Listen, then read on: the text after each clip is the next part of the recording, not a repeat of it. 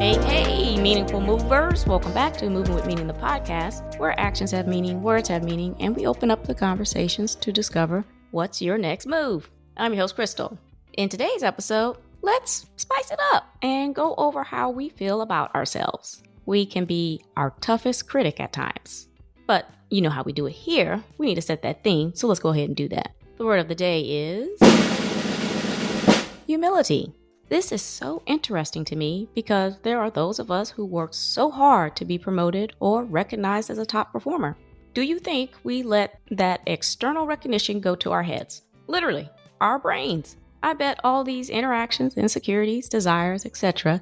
get all jumbled up in the message we are sending of what value we hold to our own selves. Humility isn't just about modesty, but also how we go about building our character to live the life we want to. But that's enough of me talking. How about we introduce our guest? And there's no one better to do that than herself. Kim, why don't you go ahead and give the people a bit of background about yourself and what you're going to share with us today?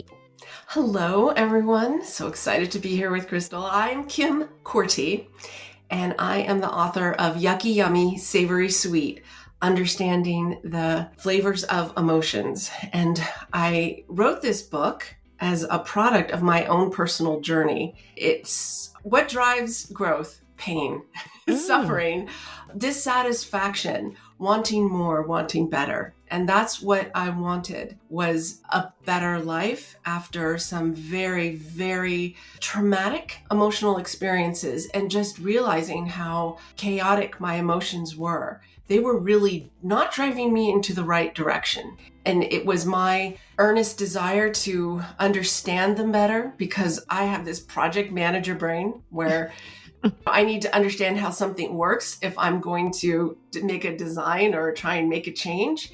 It's just how I work. And it was when I read this book, How Emotions Are Made, The Secret Life of the Brain, that things really took off. And that was that our perceptions drive our emotional states, but not just our perceptions, our memories, our history, our beliefs. It's the things that we have and our background that drive them. So that's my bit of the intro so that I don't take over this whole conversation. No, it's all good. I mean, I relate to that a ton, like the project manager background, because I just got to know. I got to know so that I can make sense of what I'm doing and that I'm confident and I'm sure. I have to have that stability, if you will, to go into life, as you say. So I love that. I'm with it. I know a lot of people who are. I mean, kids are. How many times you get them questions from kids, right? Exactly. They're just like that. So I think it's natural to be curious. It's natural to understand or want to understand why. I think that's totally everybody, be quite frank. Yeah, but I also like repeatable processes. Mm-hmm. And yes, don't recreate the wheel. Well, but that when you have a repeatable process, you can, to some degree, you can understand the process. And I'm going to tell you right now, understanding the brain, nobody fully understands it. Understanding emotions, no, nobody fully understands it. And it's not about understanding it entirely. It's about really just developing self-awareness. Mm-hmm. And that's really what the book is designed to do. And the repeatable process is that we have these perceptions that are like ingredients, and our recipes are our beliefs, our memories, everything that we've learned. And then we cook those up when these ingredients are presented to us from the outside and our inside world. When we begin to dissect those ingredients and become like a chef who can taste a dish and notice all the flavors versus, some people who are like, oh, yeah, that tastes good. But to understand and capture all those different flavors helps us to distinguish between food that tastes good and food that tastes great and why it tastes better or why it doesn't taste good. I like the why. Oh, I think we're going to break down emotional intelligence here today for sure. And I like this whole thing about perception because I have these 3 moments in my life where there was these 3 sayings that inspired me to do something and have made me into who I am today. But one of them was actually perception is reality. It was my boss at the time. And he's like, well, whatever you feed people, you're feeding them a particular perception of who you are. Because they don't know you, they're going to take that information and make that assumption about you. And so at that time, I was coming across really aggressive. And I admit this, I really was. I was not from an aggressive Black woman kind of thing. I really was aggressive because I was offended by people asking me questions because I just internally thought they were questioning my ability and my capability to do my job. And he was saying, I could see that coming out and you are sending that message, but that's not who you are. So understand that how you present yourself is how people are going to perceive you as who you really are. And so I really did had to understand why I was feeling that way. We'll get into that later, but what is it about you, like from a perception perspective, that fed into that for you?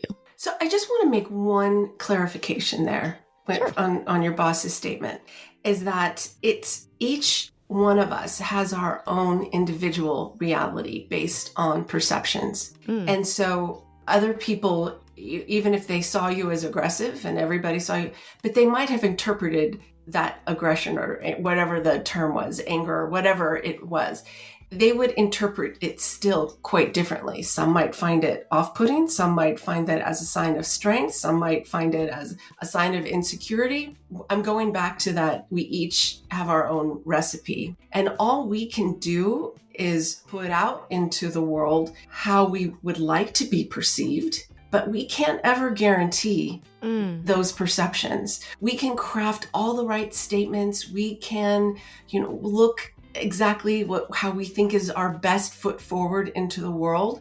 And I can't control the recipes in somebody else's head. Mm-hmm. So while we're always trying to put our best foot forward, we are still subject to everybody else's recipes that they hold in their head for perceptive ingredients. That's a good point. That's a good point. Because now that you say that, me and other people that I've been coaching before, when we go through these different processes, and one of the biggest things that they would tell me, and even I said this, I can't do anything right. No matter how I shift, whatever feedback that I'm getting from my boss or whatever else in these work environments, I'll do that, but it never gets better. I wonder if it, like you said, their beliefs, maybe they've already set their mind to how you are or how they want you to be. It's exactly. And if you've been a particular way a long time, it takes a while to trust that those changes are permanent and to build a new wiring. We have these perceptive ingredients, right, that are coming in. We see things and we think that we see things how everyone else sees them. But our eyes don't see, our brain does. It tells us what we're seeing. Our ears don't hear, our brain hears. Our body doesn't feel, our brain feels. It tells us what to feel. This goes back to that humility. Like you could say, oh, I've changed. Why can't you recognize it? Because it takes time. Like if you have had 10 years of behaving a certain way, it takes that slow growth. Like you notice your change, you've changed, but other people don't. And it takes a while. That's why it's really, really hard to sometimes undo reputations, especially like in the workplace. And maybe it's best just to take that new you somewhere else if you find that you can't change perceptions of yourself. But this is why, because they have been, experiencing you a certain way, and it takes a while to change that experience. This happens with CEOs. Think about leaders who behaved a certain way. How quickly are you going to trust a change? You need to see it displayed consistently so that you can build that new experience with a person. Mm-hmm. Yeah, that's true. My mind's just going through all these different ways to do that. Like a good way, in a good way. Because you're right, it does take time and everyone wants the quick fix, that immediate gratification or recognition that they're changing or what have you. And then it's easy for them to get discouraged when it doesn't come across that way. And to revert to old behaviors. Yeah. I can definitely see that. Yeah, it's consistency. So tell me about this. You made this one point before when we were talking. Emotions are constructed from our past and our perception of the world. What do you think about that? Well, I think that that's the theory of constructed emotions that I learned about from Dr. Lisa Feldman Barrett. She's my shero, definitely my emotional hero. That goes back to perceptions and how it's constructed. So if you've ever watched that food show Chopped. Yep. Have you ever seen that on the Food Network? I love it. Yeah. So they've got a kitchen full of stuff, but they get this surprise basket of ingredients. And these ingredients just come at them and they have to do something with them. So they construct recipes based on their experience, right? So here comes the ingredients. So think of the brain as a contestant on Chopped. It's getting ingredients from the outside and inside world, these signals, and it's like, okay, well, what do I do with this quote unquote basket? And it uses past experience. So you can have 4 different contestants with 4 different experiences of chefing, and they will take and create 4 different dishes. Some delicious, some not so delicious. But the point is that even with the same ingredients, you can have 4 different and access to the same things in the kitchen. This is how I talk about it in the book, is that when we think about our body as a kitchen of ingredients and the outside world is delivering these ingredients, and our brain needs to make meaning of it. So it's making its best guess as to what the correct dish would be. And this is a prediction. And these predictions happen not just for emotions, but for what we see. So what we see is a prediction of the brain. What we hear is a prediction of the brain. And that's why sometimes we think we see someone we know, or we read something and, oh, wait, I didn't read it right. It's not like the words changed or the person changed. It's that our brain got it better. We focused on it and we saw it wasn't the right word. If we choose to look further, otherwise we could be mistaken and what you read wasn't really what was there, or the person that you thought you saw wasn't really them. So this predictive nature of the brain is what it does also with emotions and feelings. So we're constantly predicting simple things, like people don't understand that emotions come in 2 flavors. There's the kind of emotions that we're used to, being in love and being angry and feeling a little sad.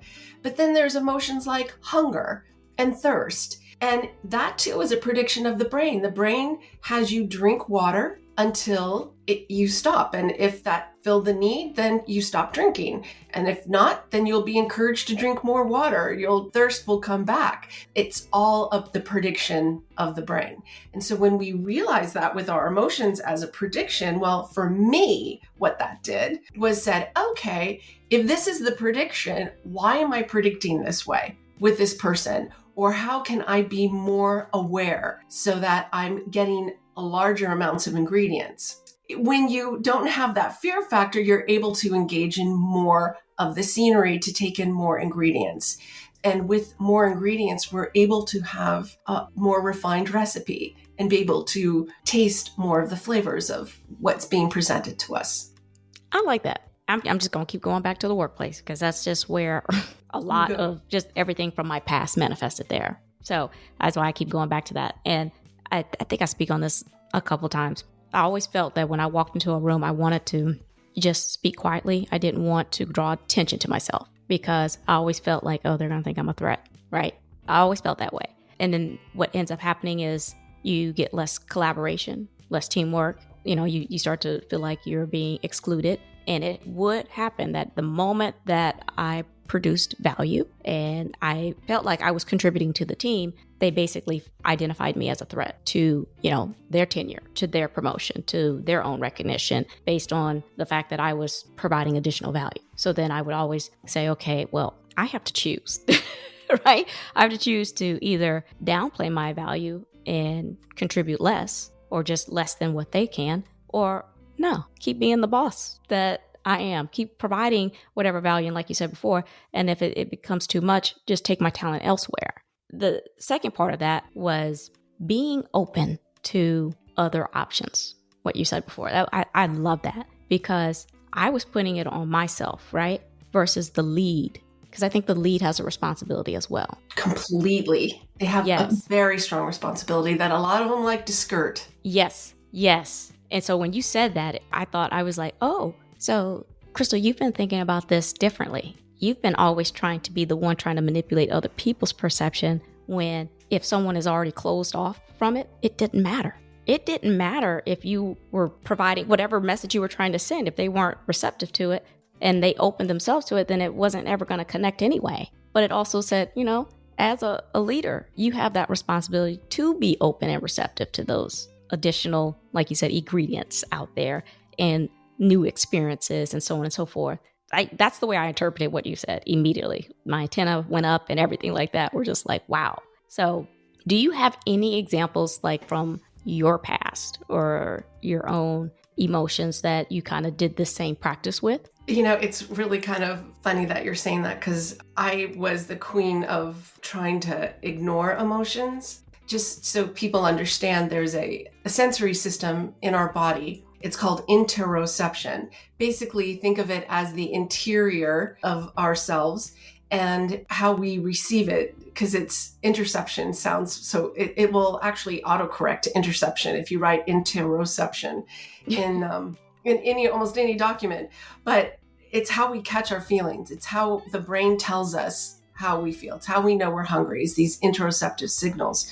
When we get them, sometimes we can confuse them for illness, because we might feel anger or anxiousness in our stomach and we might mistake it for a flu. What I did was ignore a lot of those signals.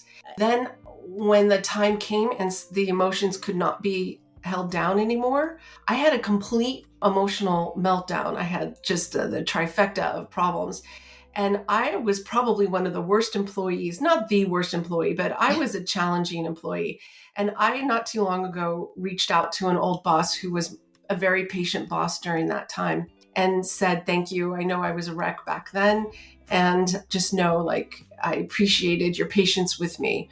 But I have been in companies today observing the inability for people to face, as managers, their own emotions. When you can't connect to your own emotions, you can't connect to the emotions of others. It's very, very difficult. So you can shut down, right? When you see an emotional event, if you can't handle your own, how are you going to handle others?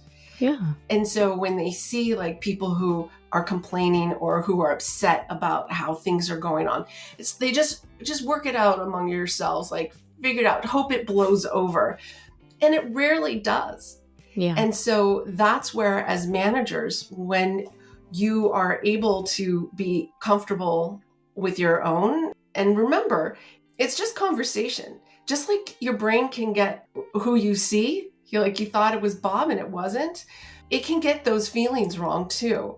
When you know that feelings aren't facts, then you're not as beholden to them. And it gives you that ability to go, oh, okay, well, do I have this right? And this is a part of that self-awareness, or saying, I'm afraid of something.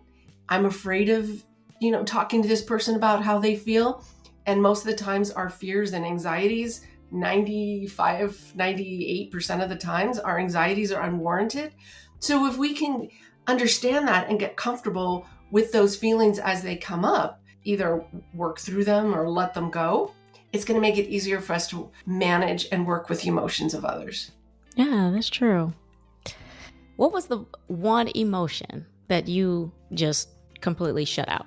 Like, you did not want to experience it. You did not want to, like, it was just one of those things where you're like, that's one that I'm going to turn my head and hopefully that blows over. Which one was the highest one, you think, for you?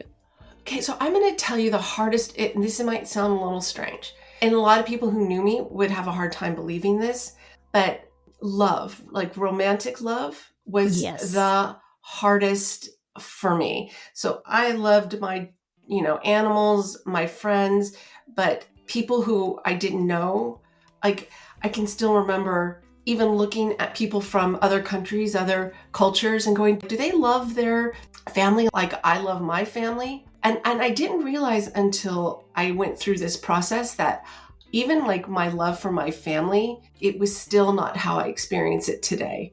And I had to create like a whole new relationship with love just because of experiences I had at a very young age that should never happen to a young girl. Mm-hmm. And it's the most important of feelings. It just really is. And so when my relationship with love changed, I feel like it's made the biggest change in me. It might not be observable to others, but I feel it inside. That's really, really, really what counts. I think that a lot of people suffer from that. And this is that interoceptive shutdown that we have, that inability to connect to our feelings that's trying to come out. And it's redefining our recipes so that we can experience it more fully, so that we can recognize love when we see it, and we can recognize when it's healthy or unhealthy.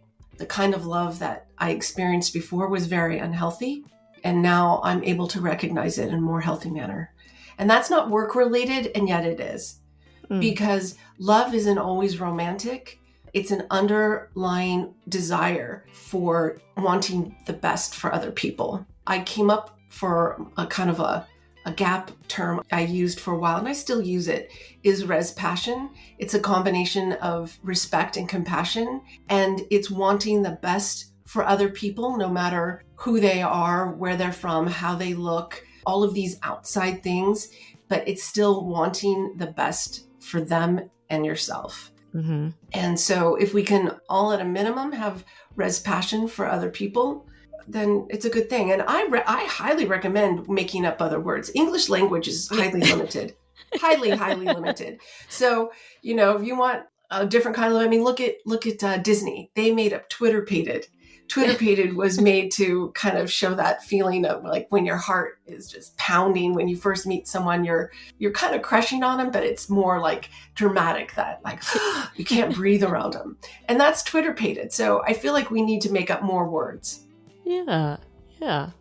Why did you compare other cultures? Was it what you were looking at, how they were interacting versus how you were, or? It's because I didn't really understand. And I was just a little kid, and I'm talking a very young kid. I would see Red Skelton. I'm old, I'm 61. And Red Skelton would have a show, and at the end, he would be crying and talking about all the children starving in China, and to please send money and send them food. And I don't know why. I can't even tell you, except for I couldn't make that connection that strangers felt the same way that I did. Oh, okay. And that all people had the same emotions.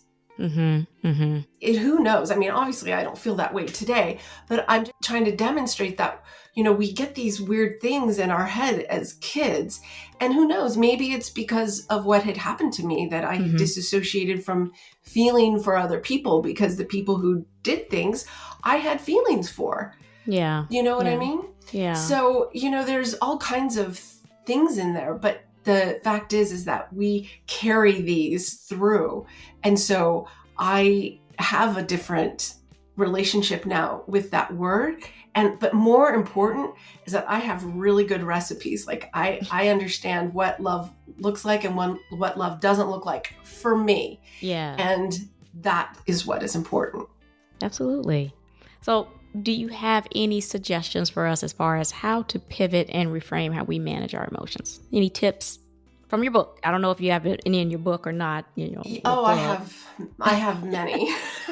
The book is all about connecting to the emotions inside and learning to be comfortable feeling them. And I use food because food is a product, flavor, I should say, is a product of multiple sensory systems. Hearing can impact our enjoyment of flavor and the flavors of what we eat. Smell, we all know from COVID, but what we see, even just smelling something delicious can make us hungry, right? Yeah. And talking about something delicious can make us hungry. What we, hear people talk about food like, oh, now I want to eat. And so when I translate that to being able to connect to your feelings, and I use this thing, it's called the emotion chef progression.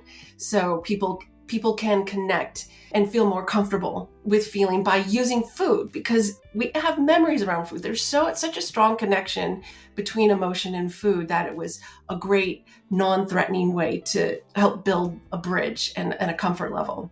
But what I really want people is going back to humility, is we have to know that we can get them wrong. And as real as emotions feel, they can be built on misconceptions, misperceptions. If we understand that we are misperceiving a situation because we were in a state of fear, which the majority of the time, fear-based situations are not real either. Fear is real or imagined, and we imagine it quite a bit. So when we have that humility to understand, like, okay, I could be wrong, this gives us the opportunity to pivot. It's really, really emphasized in the book because what we believe we see, what we believe we hear, not what we see, we believe. When we understand how strong our emotions are in driving our decisions and behaviors. Because when you think about a memory, what is in a memory? It's what was going on around you at the time and how you felt about it. Mm-hmm. Our thoughts are just really products. I heard this from a neuroscientist, and I got to find her name, that our thoughts are produced by just all these memories. And the same with our emotions, but our memories are a product of like that gets stored. Sure, they could have to do with the thoughts at the time, but in them is the components or how you felt at the time and what was going on. That's a good nugget. I love the misperceptions piece. I think that was really good. Ooh. Oh, I'm here to make you happy, lady. What's interesting about that was I was like, oh, I get hungry even when I'm smell food and I'm full. Exactly. Exactly. Because what happens, you build a desire. Yep. An emotion gets created. Absolutely. Yes. Well, that's the episode today. Are you recalling moments where you reacted out of character or felt a feeling that you were so awkward with that you reasoned with yourself to manifest that into one that was irrational yet comfortable? Anger is one that sits high on my list because it gives me permission to reject the affection or affirmation offered. Because gosh, what would I do with that? All my life, I have been fighting for this confirmation that I am in the top league. Then, when I finally got there, I had no idea how to shift gears from the intensity of the rough grind to the smooth polish of refinement. But I did. I was able to truly humble myself, not for the sake of others, but for me, to really admit I didn't know how to handle certain emotions like love and compliments, both giving and receiving. I created this world that didn't require me to have to do that and thought everyone in it was just going to have to conform. But that's not reality. That's why I appreciate Kim for sharing her personal story and ingredients for the recipe to living the life you want. Even if you have found the right amount of spice to reframe your emotions and serve up a delectable portion of your realness, I want to hear how you made the shift. I love it all, and so will someone else. Before I let you go, Kim, why don't you go ahead and remind the people who you are and where they can find your resources or reach out to you. I'm Kim Korte, spelled Korte, and you can find me at kimkorte.com. My book, Yucky Yummy Savory Sweet, Understanding the Flavors of Emotions, is available on Amazon, and there's a link to it on my website. And if you just want a sneak peek at the book, I have a link where you can get the first introductory chapter and chapter 1 that kind of delves a little bit into perceptions.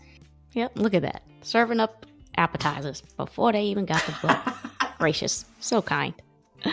I'll make sure to include all of Kim's resources and connections in the episode description, as well as on my website's resources page, movingwithmeaning.com. Make sure you guys subscribe to the show, Moving With Meaning, the podcast, and tap that alert bell so you know when these episodes drop. I am on Apple Podcasts, Amazon Music, Spotify, and YouTube Music. Please share, like, repost, and follow. Tag someone. We are creating a community. Quick housekeeping before you go. Follow me on Instagram at movingwithmeaning82.